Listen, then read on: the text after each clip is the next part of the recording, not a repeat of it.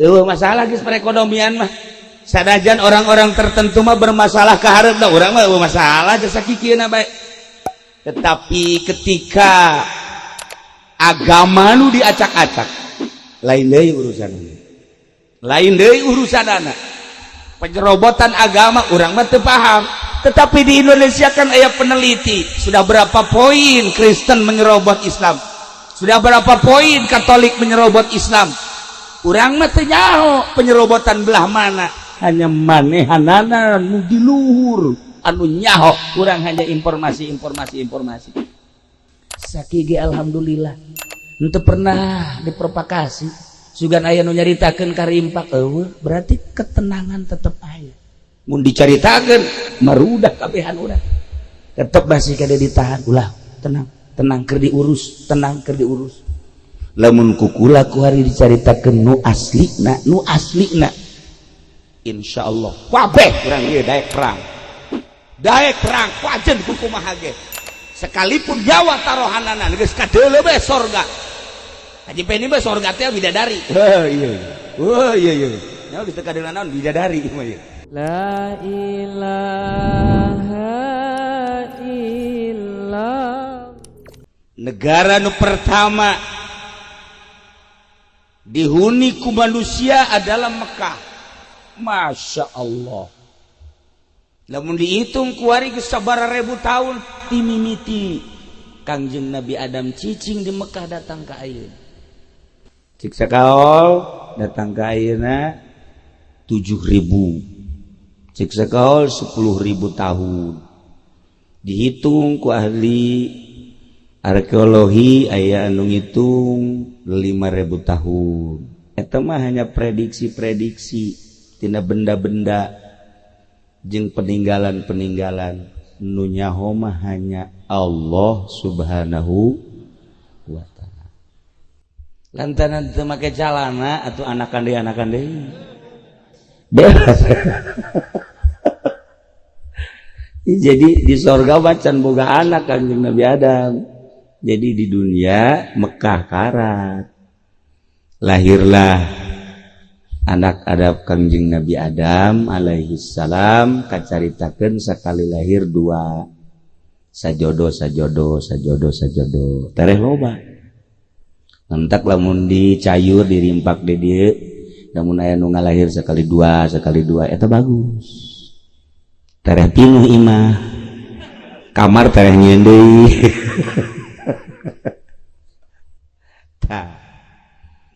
Kacaritakeun mah Kangjeng Nabi Adam teh loba anakna di antarana Qabil jeung Habil.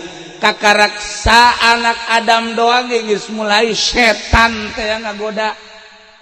Jak Kangjeng Nabi Adam turun teh di sorga kagoda ku setan. Lamun Kangjeng Nabi Adam sabab teu kagoda ku setan, urang cicingna di sorga ku ari. Urang moal aya dirimpak doa di sorga. Ngan kula teu betah di sorga lamun pemandangan beungeut nu kararieu ieu. Manya di sorga aya nu manyun kieu. Atuh teu betah. Nini hapeuk. Aya aki-aki ngompol teu betah. Komo dirimpak mah mana nu kasep je eueuh. Kasep ge cak pamajikanna. Mana nu geulis eueuh, geulis ge cak salakina. Eueuh komo ieu mah. 12 lah jeung disolehar mah. Tapi cak nafsu. Justru urang kabehan teh diciptakeun ku Gusti Allah eueuh nu jore, eueuh nu jore. Sebab kabeh ge ngasepkeun cak pamajikanna. Cak anakna bu bapa ganteng cak anakna. Ih mama cantik deh cak anakna. Kabehan ge ka bapa jeung ka mama ngasep. Bapak ganteng amat kabeh. Iwal ti anaknya na bapak jelek nih. Haji Pendi mah anak udah disebut kasep kanyana. Emang teu layak disebut kasep mah. Nah, begitu iblis ningali sosok manusia Qabil jeung Habil bangun rukun ku aing sia diganggu sia. Ya Allah ya Rabbi, kacaritakeunana dengan singkat Qabil hatena diganggu ku iblis sehingga Qabil ngabunuh Habil. Kakarak sakituan bae geus mulai aya pembunuhan. Karak sakituan doang. Anak Kangjeng Nabi Adam adikna nu ngaranna Habil geus dibunuh ku Qabil. Ya Allah ya Rabb. Ternyata horeganan ngancam iblis. Cek iblis ya awas ya manusia. Anu mana diciptakan ku Gusti Allah teh leuwih handap tibatan aing. Aing mah leuwih ti heula diciptakan ku Gusti Allah tur. Aing mah diciptakan tina seuneu, sia mah tina taneuh. Kajen ku kumaha ge diganggu sia ku aing. Lantaran aing geus diancam ku Gusti Allah bakal kana neraka, maknya aing doang nu kana neraka. Aing kudu dibaturan ku urang rimpak kajen ku kumaha ge. Aing teu bisa teu urang pondok kena ngabaturan aing. Nu diamankeun kan pasar kemis doang. Ulah tah mah ulah kena ka ulah kena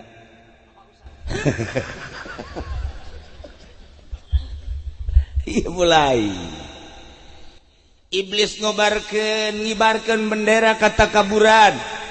Iblis ngibarkeun bendera kahasudan. Iblis ngibarkeun bendera kamaksiatan. Geus direkayasa ku iblis. Mulai anak Kangjeng Nabi Adam ngalobaan. Urbanisasi sebagian ke Irak, ke Suriah, ke Persia. Etalah negara-negara anu tertua di dunia. Mulai aya Kangjeng Nabi Sis, putra daripada Kangjeng Nabi Adam. Terus aya Kangjeng Nabi Idris alaihi salam. Terus Kangjeng Nabi Nuh alaihi salam. Setiap rasul diturunkeun ku Kangjeng Nabi horenganan keur meujeuhna acak-acakan dunia. Kangjeng Nabi Nuh dakwah 1000 tahun. Umat dakwah nu nurut ka Kangjeng Nabi Nuh ngan 50-an nur 1000 tahun dakwah anu nurut manut ngan 50. Masya Allah karim. Eta si dakwah ku pohara teh. Datang ka dikerem umat Kangjeng Nabi Nuh. Terus datang ka Kangjeng Nabi Nuh, tas Kangjeng Nabi Nuh ramu isa mengaji pedi. Nu bener ya. Jadi Kangjeng Nabi Nuh jadi Hud. Euy kanya apa ya? Geus kolot-kolot. Masya Allah. Terus datang ke Kangjeng Nabi Daud Sulaiman. Terus setiap nabi aya musuhna. Urang ningali Kangjeng Nabi Musa musuhna Firaun. Urang ningali Kangjeng Nabi Ibrahim musuhna Namrud. Urang Kangjeng Nabi Isa alaihi salam musuhna adalah Romawi, Bizantium. Urang ningali Kangjeng Nabi urang musuhna Abu Jahal. Selalu bae aya. Ya Allah. Tah di zaman Kangjeng we kamari di zaman Kangjeng memeh zaman Kangjeng diturunkeun teh emang kumaha? Manusia nyembahna aya nu ka batu, aya nu ka patung, tatangkala, aya anu ka mata poe, aya anu ka kakuatan.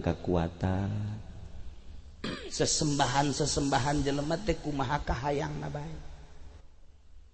Bahkan nu paling hebat di zaman harita, nu paling hebat di zaman harita teh kekuatan saha nu kuat etalah anu dijadikeun pamimpin. Kuat hartana, kuat tanagana, kuat kelompokna nu mantak ayalah qabilah. Nyieunlah kerajaan-kerajaan leutik. Asal nu kuat eta nu jadi pamimpin, nu lemah geus teu dilingseut. Acak-acakan manusia. Lamun jelema ngandalkeun kekuatan atuh geus. Aya awewe nah ku jelema kuat mah deuk-dekeun deuk henteu. Ade sia. Perosotkeun jalana. Iya, sia tembak sia kuai. Perosotkeun. Perosotkeun. Ngigel. Ngigel teh naon kana-kana? Joget.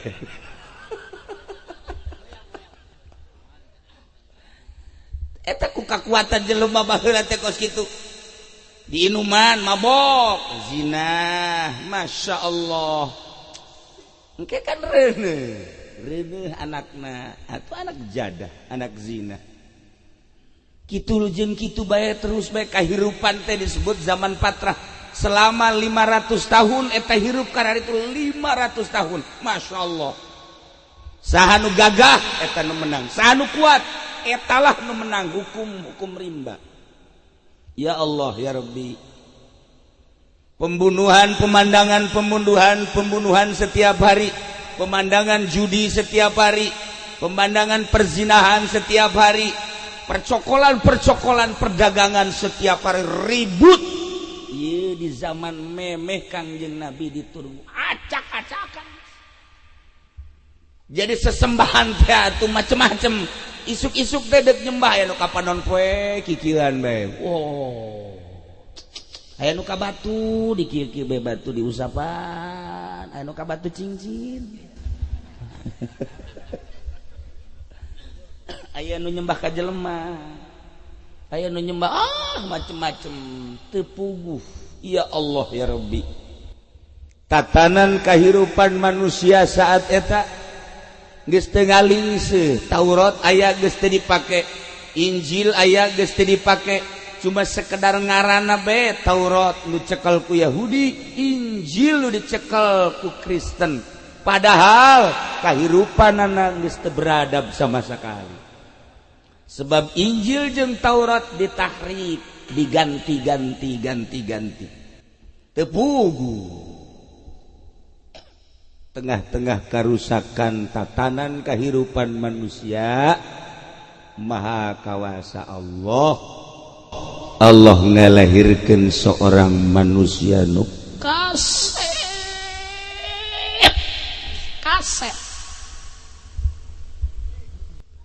Benny menjore jasa kaset jasa di samping kaset gagah. Kasep tandingna gagah, tandingna pinterna tanding. Ialah naqalahu ila maqarrihi min sadafati aminatazuh wa khassaha al-qaribul mujibu bi an takuna ummal lim Mustafa. Dipindahkeun naqalahu min karimin ila karimin wa min karimin ila karimin, pi Kangjeng Nabieun cahaya ti mimiti Kangjeng Nabi Adam, terus turun temurun datanglah ka Kangjeng Sayyid Abdullah. Ti Sayyid Abdullah langsung diteteskeun ka Siti Aminah pada tanggal 12 Rabiul Awal, Fajar Senin 670 lahirlah junjunan alam Kangjeng Nabi urang, Kangjeng Nabi Muhammad sallallahu alaihi wasallam. Masya Allah karim. Nikmat berkat Kangjeng Nabi lahir ka dunia, cahayana teh teu putus. Datang ka rimpak. Lamun lain cahaya Kangjeng Nabi moal aya masjid sagede kieu. Ieu teh cahaya Kangjeng Nabi ieu. Lambat-lambat di cahayanya. Ieu cahaya Kangjeng Nabi ngawujud jadi masjid. Nisbat di urang rimpak mah sagede kieu boh pohara. Pohara tuh bandingkeun coba jeung urang pondok. Aya masjid sagede peureup hasbunallah. Teu akur jeung ngaran. Ngaran mah bos haji pende aya masjid sagede peureup. Oh dulu itu mah cahaya Kangjeng Nabi na letik itu mah ieu mah bau cahaya Kangjeng Nabi na pohara sanajan can anggeus ieu pohara ieu teh ieu mah pohara ieu mah lain lalagani lamun lain cahaya Kangjeng Nabi moal bisa di pondok eueuh cahaya eueuh cahaya ya Allah tuh ku gedena cahaya Kangjeng Nabi Ahok dilawan eta teh berkat cahaya Kangjeng Nabi cacak-cacak lamun lain cahaya Kangjeng Nabi saan wani lamun kuari dihudangkeun umat kemudian disorot ku cahaya Kangjeng Nabi ya sanajan nyawa taruhanana tapi kan bakal dibere sorga mantak di Indonesia kuari diwanti-wanti kade kiai kade atuh kiai nage eueuh ieu nu ngahudang-hudang demo eueuh nya teh mah hayang sorangan dipajar dibayar atuh jangan henteu lamun engke kadeleuna bangsa teu beres kakara kula ngahudangkeun ayo rimpak hudang mimiti awewe heula ayo kena parae atuh ke lalaki lain ditah pae titah ngaluhurkeun syiar agama Allah di bumi pertiwi bumi tercinta Indonesia Raya dengan tingali ku urang lambang Pancasila Bhinneka Tunggal Ika lamun dikaji hiji-hijina butir-butirna sesuai apa henteu jeung pelaksanaan pemerintah ayeuna terkutuk pemerintah lamun henteu ngalaksanakeun butir-butir Pancasila selabab lain sakadar butir-butir sembarangan anu nyieuna jeung mencetuskeunana saha henteu kudu ku urang engke ge burung garuda macokan lurah cok modal camat dipacok cok modal naon deui bupati dipacok cok modal Haji Pedi mah teu kudu dipacok pae teu kudu dipacok pae apa sorangan nya mah ieu guru garuda lain sambarangan sebab aya makna anu ku urang teu kajahoan beuh sambarangan Indonesia negara nu berbeda dibandingkeun jeung negara-negara lain keberbedaanana dibahas lain kakara ayeuna sebelum Belanda nyerang Indonesia geus ngabahas tentang Indonesia memeh Jepang ka Indonesia geus ngabahas Indonesia memeh Cina RRC ngabahas memeh ka Indonesia geus ngabahas lantaran nu datang ka urang teh aslina orang Arab ti heula lamun urang ningali sejarah Banten teh lebih terkenal tibatan Jakarta Banten lebih terkenal Batan Indonesia aya naon sih di Banten lantaran kuari ku urang teu pati dilingse sejarah-sejarah Islam teu pati dikaji kuari mah di sakolaan ge eueuh sejarah di sakola eueuh sejarah kuari mah di sakolaan nah mata ketika dibuka deui sejarah aya Banten teh kerajaan keraton aya Cirebon aya gitu Jawa Timur Ampel dan lain-lain sebagainya saha nu ngamimitian ka Indonesia nu mantak ketika dihudangkeun kadeleuna mah kadeleuna urang-urang anu hudang padahal ieu arwah-arwah di kuburan hararuda ci atuh henteu kudu kurang dihadiahan ge mamang bae ka kuburan peuting haju kaluar bae kan aduh sakoreus Haji Pendi mana teu teuan ka kuburan anu kunaon sakira sok hudang haju kabangi bae teh tu baturna jing ya pasti nyamperkeun enggak baturna Pendi sini are kuti anak atuh kaambeun ku baturna urang lamun nyaritakeun secara sompralna padahal lamun dicaritakeun ka jerona lain kitu aya rahasia-rahasia anu sok dibacakeun ku ulama-ulama anu sababaraha ulama mah osok nembong katembong nah iyalah Indonesia para jamaah kaum muslimin wal muslimat rahimakumullah Kangjeng Nabi lahir ketika lahir teh geus tanda tanya lantaran lahir anu berbeda tokoh-tokoh Quraisy tokoh-tokoh kufar teh kaget dengan kelahiran Muhammad alam jadi beda nu tadina tandus jadi subur anu tatadina hewan-hewan teh teu berkicau, kuariko berkicau seperti bunga luar biasa.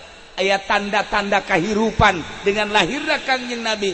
Kupar Quraisy sanajan encan kukumaha geus rada aya tanda tanya. Aya naon sih? Bakal kumaha sih? Gede mulai. Rada ditinggalikeun Kangjeng Nabi teh sebab teu pernah bohong saeutik-eutik aja. Kangjeng Nabi mah eueuh ngabohong saeutik. Haji Pende mah mun teu ngabohong gering. Jadinya lain pedagang mana nu teu ngabohong. Tanyakeun ke orang limpak. Ayo coba orang rimpak nu dagang karung emang teu ngabohong. Pan bener kan? Tuh, ngaraku kabeh mah sportif ieu mah bohong teu ngaku. Mending urang rimpak sanajan ka neraka kabeh. Tak ieu. Kanjeng Nabi teu pernah bohong. Ya Allah. Istimewa. Guys, lamun urang nyaritakeun ti awal geus leuwih nyaho. Jeung geus sering ieu mah kacaritakeun begitu Kangjeng diangkat jadi rasul. Nu memehna Kangjeng Rasul teh dibere hayang nyepi. Indah jasa lamun cicing di kamar sorangan. Kurang puas Kangjeng Nabi. Naik ke gunung sorangan. Ya Allah, ya Rabbi. Lamun urang ngabayangkeun Mekah saat eta. Kemudian di Jabal Nur saat eta cacak-cacak kuari ge sakitu keungna. Ulah di Mekah anu carang jelema harita jeung gunung encan pernah kajamah ku manusia. Ulah ieu malanan. Kuari mah kieu bae. Ieu balik KBH aju lampu di pareuman sepi kabeh. Jam 1 jam 2 sorangan di luhur masjid ieu. Ulah di Jamal Nur ulah ieu mah di dieu bae. Haji Pendi titah naik ka luhur jam 2 sorangan bae. Teu celi anjing datang ka daekeun bae. Celi ieu ulah celi anjing.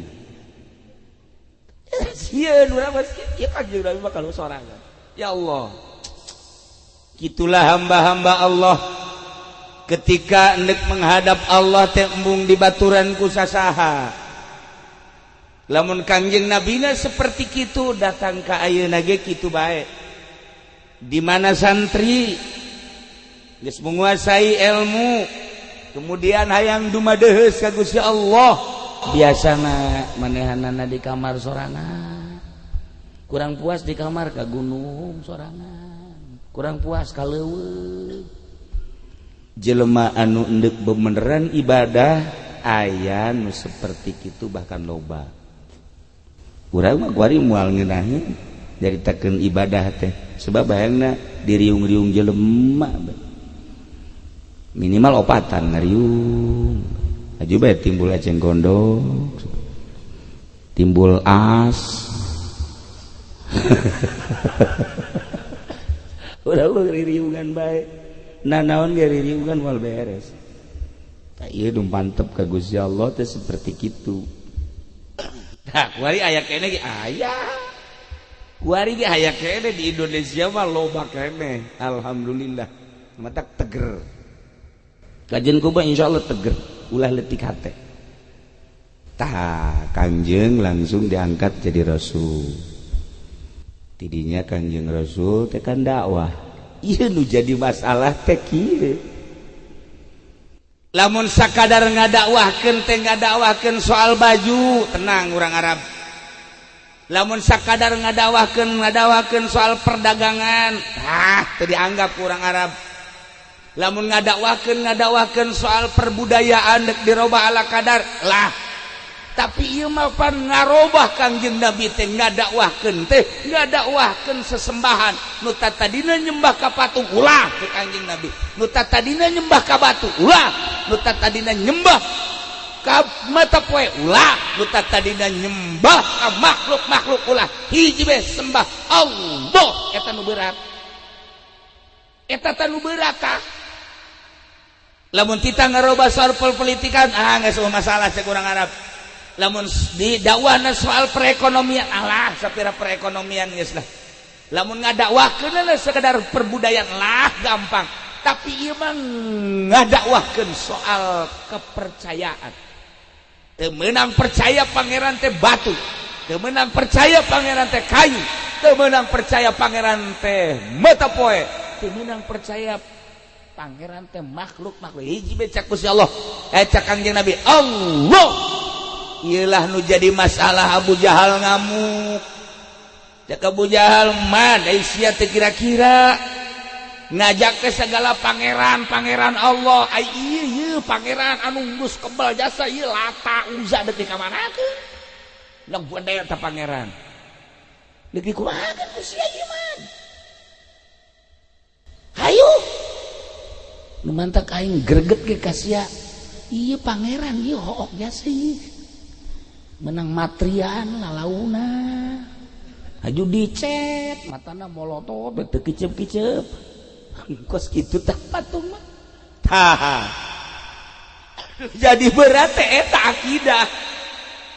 Wari di Indonesia urusan perpolitikan alah tadi diingse umat Islam pek bae eta mah. Lantaran selama aya kamaslahatan untuk tatanan bangsa jeung nagara pek bae sanajan teu akur jeung Al-Qur'anul Karim selama henteu menyolok mangga perekonomian sanajan teu akur jeung Al-Qur'anul Karim nyana geus memonopoli lah umat Islam masih kena sadar kena bae masalah geus leunana urang mengekor bae padahal mah sakieu gedena Indonesia nu nyekel perekonomian hanya 3 sosok manusia encek sakieu gedena ieu Indonesia geus teu kudu dicaritakeun geus kukula nu mantak urang kuari Islam teh rada hudang lain masalah eta mah pek bae heulana sebab naon urang mah kajian teuing dibuka ge perekonomian gede urang rimpak paling dagang karung deui bae aju dagang karungna ge codep-dodep deui bae eueuh anu nyieun pabrik karung gitu eueuh deuk naon deui coba urang rimpak bahasana boga pabrik eueuh ge pabrik sosotan urang mah sakieu kieuna bae dagang ka pasar balik dagang ka warung balik geus sakieu kituna bae emang seperti itu urang mah tokoh Indonesia anu maher di bidang ekonomi asli penduduk Indonesia bisa dihitung ku jari ketika kurang dibagi di Serang saha Tangerang saha di Banten saha kurang kelabakan aya kelas internasional Pandeglang aya kelas internasional Serang aya kelas internasional Tangerang anu kelas internasional anu memainkan perekonomian di urang tuh anu boga perumahan nu kuari keur nyieun perumahan di urang naon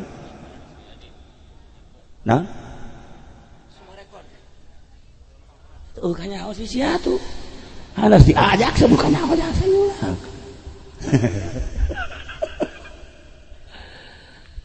perubahan teu kudu dicaritakeun ku kula ibu bapak geus leuwih nyaho nu bogana saha BSD nu bogana saha Gading Serpong nu bogana saha mereka nu bogana saha dan pembangunan nyanalah nu monopoli urang masalah geus perekonomian mah sanajan orang-orang tertentu mah bermasalah ka hareupna urang mah masalah jasa kikieuna bae tetapi ketika agama nu diacak-acak lain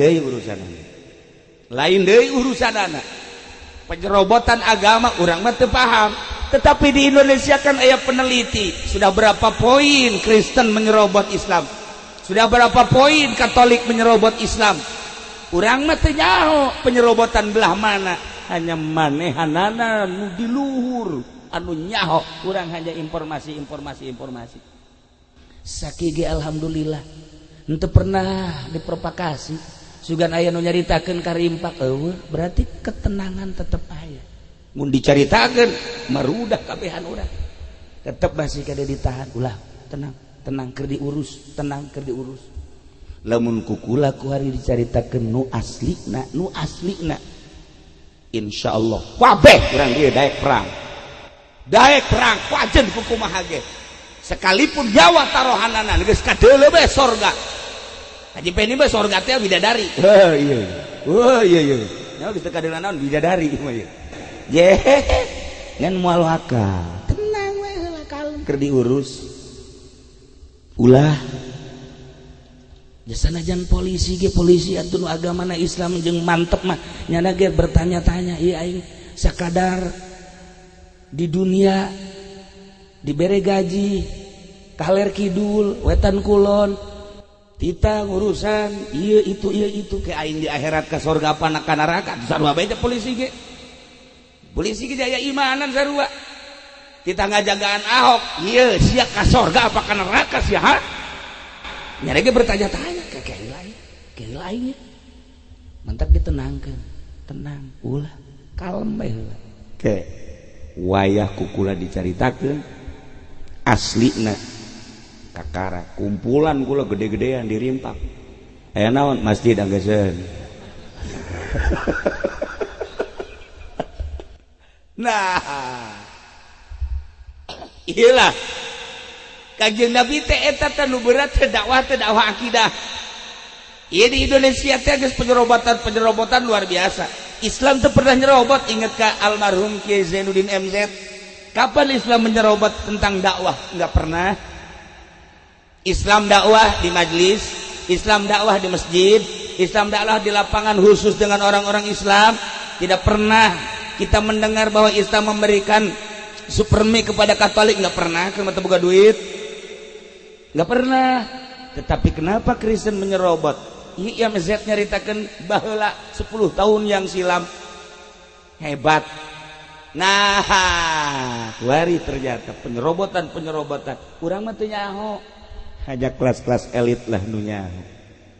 Ternyata orang birokrasi geus diserobot, perekonomian geus diserobot, perbudayaan geus diserobot. Urang mah teu nyaho. Mantap tunggu tanggal main. Nah, Kanjeng Nabi dakwah teh eta akidah. Datang kuari ke Indonesia terus di Indonesia kuari datang ka urang. Ieu teh min jumlati dakwah Kanjeng Nabi aya mushola, aya majelis taklim, aya masjid, aya kiai-kiai, eta teh sinar dakwah Kanjeng Nabi. Teu lepas di gangguan setan-setan. Ketika dakwah kiai setan milu, ketika kori manggung setan milu, ketika ngariung ngaji pendi setan di dieu ditonggong. Maksudnya yang berkat. Geus kieu bae ya ngaji pendi niat teh geus lain mulu dan lain. Gerebek berkat teh gede moal tolol teh coba. Eta kan setan milu. Percaturan setan berarti Kanjeng Nabi Adam di sorga, kemudian Qabil jeung Habil, kemudian tiap rasul eta teh lawanna setan. Datang ka kuari. Setan terus bae. Profesional kuari mah semendak urang lamun nyaritakeun setan sok inget ka dongeng kieu. Aya hiji jelema. Eta jelema teh dagang. Barang dagang nyana teh teu maju-maju. Dagang minta cai ka kiai teu maju. Dagang minta doana ka kiai teu maju. Terus jana ziarah ka kuburan ka mana maksudnya minta berkah, lain percaya ka kuburan minta berkah tetep teu maju. Nyana ngalamun we kieu. Sial amat sakieu nya. Aing ka kiai geus minta doa geus tapi aing teu maju-maju lah sakieu teh ieu. Coba aing ye nek rada ngalamun ye. Ngalamun lain nazar. Di hareupeun kuburan. Nazar aing. Lamun usaha aing maju, aing rek sodako ka setan. Beres aing lah. Ka kiai sodako geus aing. Ka tetangga geus aing. Yatim piatu geus teu maju-maju. Supaya maju aing sakali deui aing nazar mun warung aing usaha aing maju aing nazar geus sodako ka setan. Cak babaturan sia kira-kira ulah ngomong urusan aing. Setan kan ngadenge. Nah, ieu batur aing ye. Cak setan terus diaping ku setan.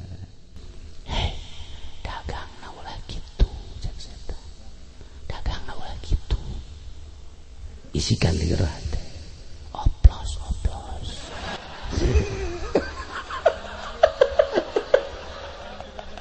atuh kira paling mah Ki Haji ulah nyaritakeun Ki Haji mah Ki Haji bae moal sugih oplos paling mah geus aya nama pulang kampung nyahoan paling mah aja supaya ala angel nurut oge jangan dioplos bener atuh asup ka pabrik lain gitu ka pabrik lain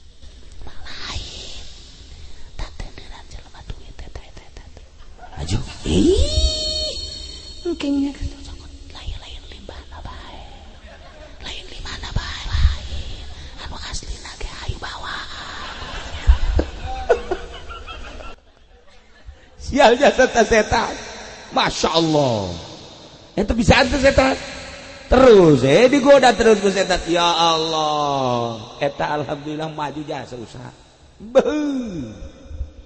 kuari atuh mobil geus kabeli imah geus karenovasi bahkan geus caritana baju mah geus teu kacaritakeun sadagala daharan geus teu kacaritakeun setahun 2 tahun 3 tahun setan kan ngadenge begitu keluar ti imah gok setan enak pan sia keur ieu teh nazar deuk sodako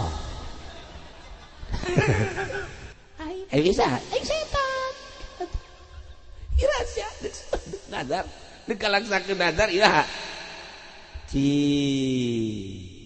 atuh kula teh lain moal ngan kulantaran neuk manggihanna di mana dia teu pernah kadeuleu di mana kula manggihanana henteu kula geus siap jasa kula mah sakali nazar jadi dilaksanakan henteu pokokna deuk dilaksanakeun nazar kula deuk sodako ka setan ngan ka mana teu pernah kadeuleu kieu cenah geus aya jeung kula nama teu kudu kula mah geus bisa nyiples ka dieu ka ditu jeung geus teu butuh juk bikeun ka anak kula bae ka anak geus sarua geus teu kudu ka kula mah geus teu butuh geus bikeunan ka anak kula bae insyaallah setan ge bisa insyaallah sia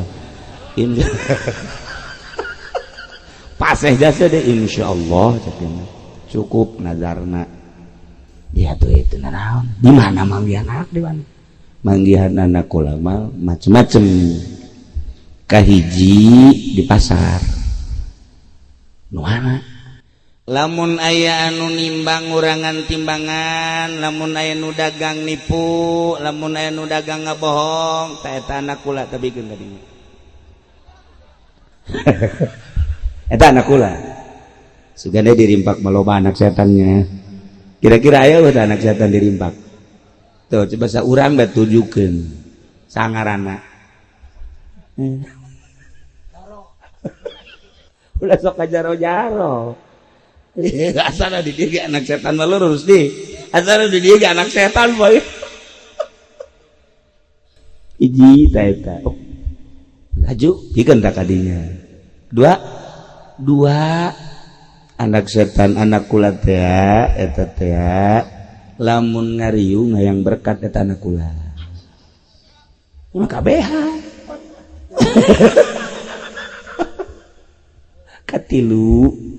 katilu bikeun ka anak kula nu sok di masjid nu mana di masjid lamun ta salat teu lamun ta salat teu wiridan eta anak kula cenah teh asal salam langsung beres nu di imah ge kitu awewe asal salam teu maca subhanallah alhamdulillah Allahu akbar teu ngadoa heula ta eta teh anak kula nu kos kitu kan asana ieu mah anak setan kabeh mah lintas beh wiridan kita mah jualan bisa ada setan jadi orang kan anak setan mah di pasar aya di sawah aya geus puguh di pabrik eta mah anak setan di masjid ge anu teh salat langsung keluar teu wiridan eta anak setan Masya Allah karim nah nanya aya di kantor mah lain anak kula teh mah bapak kolot kula jangan di kantor desa kantor kabupaten teh bapak kolot kula yang lebih parah setan malulu tamu. Ya Allah ya Rabbi, nihilah urusan setan. Urang teh per detik per menit digoda terus ku setan. Masya Allah. Setan bisa anjasa nggak godana bisa. Sekos jelema kieu aya deui, aya setan. Aya jelema frustasi. Cek aing ye putus cinta. Eueuh deui we nu dipake ka cinta ku aing iwal di Sarwiti. Ajuk wari Sarwiti geus boga kabogoh deui jeung nu seje. Asana hirup aing hampa.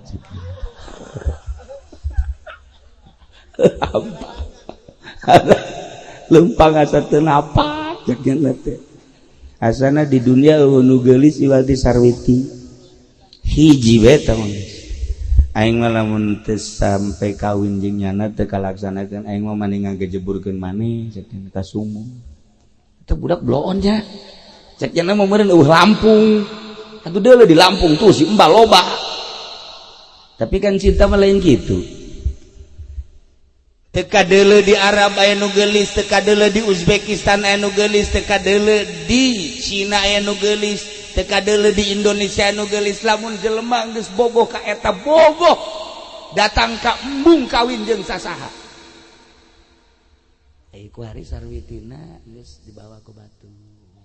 Otomatis kan gairah hirup eueuh. Ku kolotna titah dagang embung.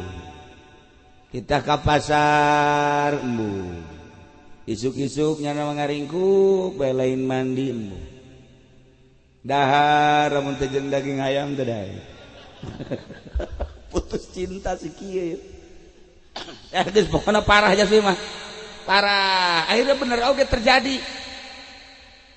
lah cek aing mamandingan ge ngaragakeun ka sumur bae bunuh diri aing frustasi cek putus asa.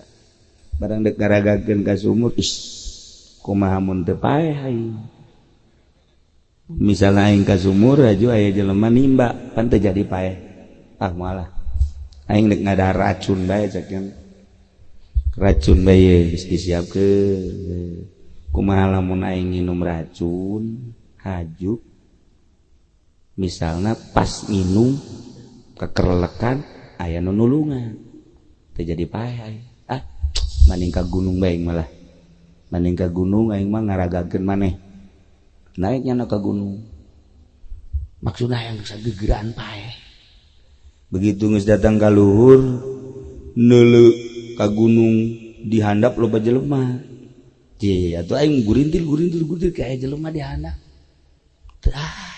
Moal paeh main. Ih kumaha nya carana nya? Turun ka handap. Maningan nusuk maneh cak cenah ke di imah. Jol bae aya aki-aki. Assalamualaikum. Waalaikumsalam. Jadi ka mana? Si atuh kula deuk balik deuk naon tuh? Ndek bunuh diri kula tapi hayang sakaligus. Bantuan kula ka aki-aki teh, bantuan kula. Kenalan heula tuh, kenalan.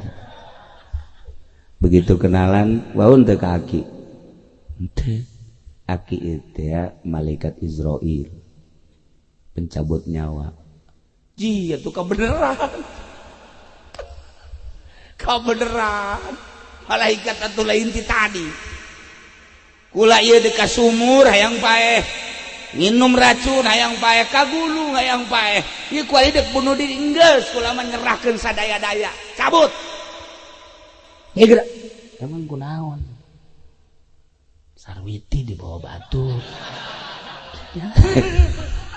Itu beres. Terasa hampa aja kena hirup. Nganggang hirup. Masya Allah. Harapan hirup di bawah batu. Kunaon cek malakal maut teh atuh nu mantek di bawah batur. Meureun itu nu mawana leuwih kaset. Ulah ngomong gitulah sakitu teh. Beuki nyeri bae hate. Ieu mah kieu. Cek malakal maut kieu bae gampang. Kukula dibere resep. Nya, ye.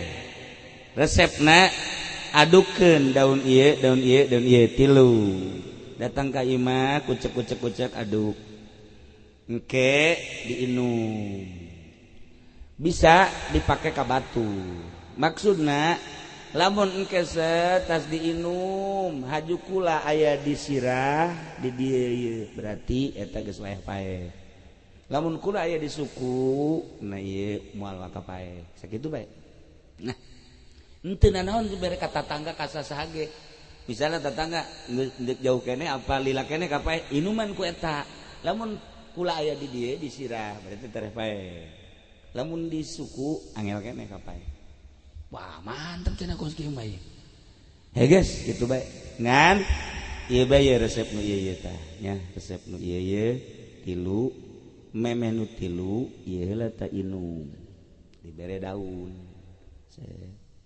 diinum ku cenah tek barang tas diinum teh ya eta masyaallah sarwiti datang deui pelet berarti bener pantai pendi di mana di kau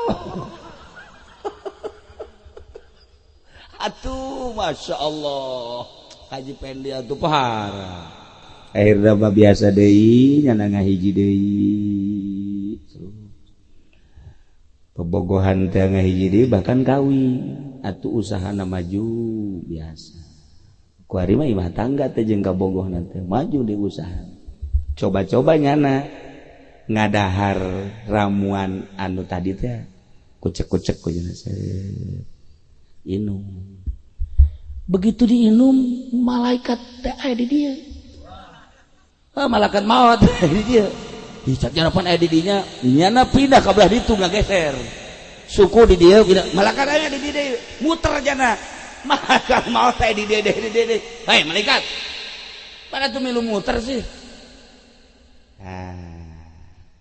keur ieu maneh hayang paeh encan waktu paeh teu bisa kajun teh deuk bunuh diri deuk ngaragakeun maneh deuk ngaragakeun ka ti gunung encan waktu paeh mah moal tapi ketika kuari maneh embung paeh ngan waktu paeh datang ieu teu bisa henteu deuk paeh mah ih cek teu ulah wakal lana emang kudu atuh pamajikan aya dagang keur meujana maju malah pamajikan kuari keur meujana bahenol ulah wakal lana teu bisa cek walakal maut ieu mah wayah paeh keur ieu keur maneh hayang paeh can wayah paeh kuari mah geus wayah paeh kajeun embung buge deuk paeh bae deuk dipaehan bae masyaallah lamun ti harita pake ibadah mah ku kula meureunnanan maca Quran sabaraha kali tamatan zikir sabaraha ribu zikir sholawat kitu keneh dipake berbakti ka Gusti Allah meureun mantep datang ka waktu paeh ayeuna makana cek malakal maut teh tah ieu kuari bandek dicabut bae tah eta teh kos kararitu tah dua nomor kahiji setan anu selalu jeung urang nu tadi nomor kadua malaikatnya terus-terusan ieu kuari ieu bae balakal maut ye kaji pendi deuleu kalau mahfud tere apanya besi salah maksudnya besi salah oh saminggu deui jeung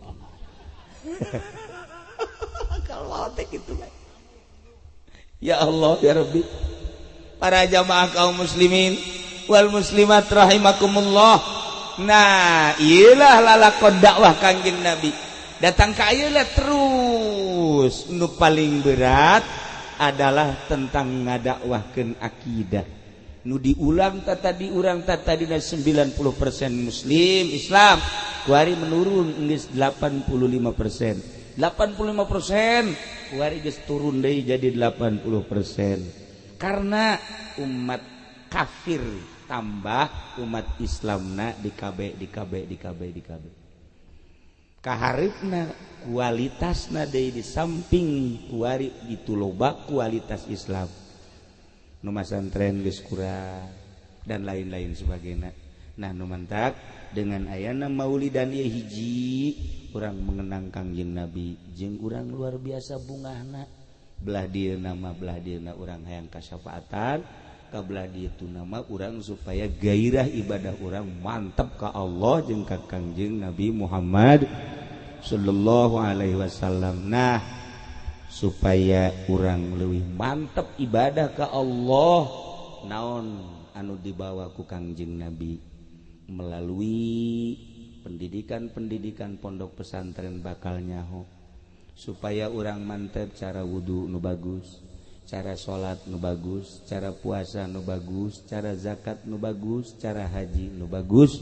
Iyalah nu didakwahkeun ku Kangjeng Nabi, terutama sing hade akidah urang, kepercayaan urang ka Allah, kepercayaan urang ka Kangjeng Rasulullah, kepercayaan urang ka kitab Al-Qur'anul Karim, kepercayaan urang kana takdir sing hade ulah sampai pudar di dunia moal kebal. Kitulah para jamaah kaum muslimin wal muslimat rahimakumullah. Basi kene loba dongeng-dongeng kene sabaraka mau dongeng setan mau loba jasa. Wallahul muwaffiq ila aqwamit thoriq. Wassalamualaikum warahmatullahi wabarakatuh.